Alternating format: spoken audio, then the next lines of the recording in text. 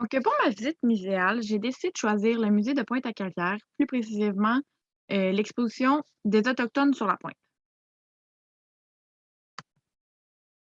Les ressources offertes pour le musée, il y a des cahiers pré et post-visite selon l'année scolaire avec qui tu vas visiter.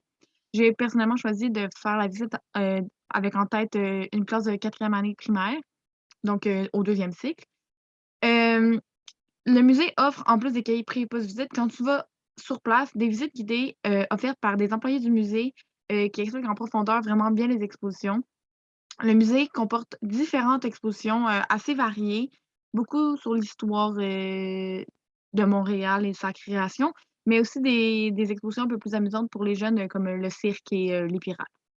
Ce qui est vraiment aussi intéressant, c'est que il y a des vraies archives, des vrais artefacts, des vrais vestiges de bâtiments, sur les lieux du musée, donc ça rend ça vraiment intéressant pour les élèves. Puis même sur leur site internet, ils mentionnent que le PFEQ est respecté, et ça m'amène à mon prochain point. La pertinence de la ressource, je trouve qu'elle est super pertinente. C'est une bonne manière d'aborder, hem, la compétence 2 pour, du deuxième siècle. Pour la quatrième année, c'est lire l'organisation d'une société sur son territoire.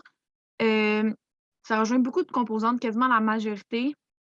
Situer la société sur son territoire, dans l'espace et le temps, établir des liens de continuité avec le présent, préciser l'influence de personnages ou l'incidence d'événements sur l'organisation sociale et territoriale et établir des liens entre des caractéristiques de la société et l'aménagement de son territoire. Ça rejoint vraiment beaucoup de choses, fait que je trouve que c'est une ressource très pertinente. Le premier artefact que j'aimerais aborder avec mes élèves rejoint la composante établir des liens de continuité avec le présent. Dans le fond, c'est, le vestige du premier cimetière qui a été découvert à Montréal. Fait que dans le fond, avec ça, on pourrait vraiment faire des liens entre, la continuité entre le présent. On pourrait demander aux élèves de trouver des différences, des ressemblances entre nos cimetières aujourd'hui puis les cimetières, de l'époque comme on pouvait voir là. Le deuxième artefact que j'aimerais utiliser avec mes élèves, c'est une fresque, sur la Grande Paix de Montréal. On peut ici voir, ma tête, avec, la fresque, de la Grande Paix. Ça, c'est une très bonne, un très bon artefact pour, préciser l'influence et l'incidence d'événements sur l'organisation sociale et territoriale d'une société. Il y a aussi la représentation en maquette d'une communauté iroquoise, puis que ça permet d'établir des liens entre les caractéristiques de la société et l'aménagement de son territoire. Les connaissances préalables nécessaires aux élèves, pour pouvoir effectuer la visite muséale, ça serait moi, je trouve que la visite muséale devrait être utilisée dans la phase d'intégration, d'un concept, d'une SAE, compte tenu que faudrait qu'on ait abordé tous les concepts de la société iroquoienne en 1500 et aussi en 1745 parce que ça se passe vraiment un peu partout, la visite muséale. Fait que je trouve que ça pourrait être intéressant à utiliser à la fin quand on va avoir fini d'enseigner ce module-là de la matière d'univers social. Des questions de recherche potentielles pour les élèves, ça serait: pourquoi est-ce que les communautés iroquoiennes vivaient-elles à l'intérieur de palissades? Ça peut les amener à chercher, à faire des recherches sur le territoire. Puis quel est l'élément déclencheur qui a précédé la Grande Paix de Montréal en 1701?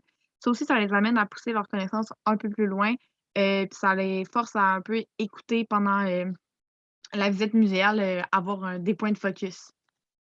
Ce que moi j'ai appris en tant qu'étudiante universitaire, ça a été une vraiment bonne révision sur, l'histoire du Québec, sur, vraiment la fondation de Montréal, les connaissances essentielles. Ça a été la première fois que j'y allais au musée, fait que j'ai appris, tu sais, j'ai vraiment vu pour la première fois les vestiges d'un cimetière, du premier cimetière de Montréal, dans le fond. C'était vraiment intéressant, puis j'ai appris vraiment que, tu sais, Pointe-à-Galère, c'est un musée vraiment intéressant et riche avec l'histoire. Pour, rajouter dans des ressources additionnelles, ça serait, le site de Ricitus. Dans le fond, c'est une ligne du temps virtuelle avec toutes les sociétés à l'étude, au programme, de formation, au primaire. Fait que je trouvais que c'était une ressource vraiment intéressante à apporter, à ajouter, avec, la visite muséale. C'est tout. Merci.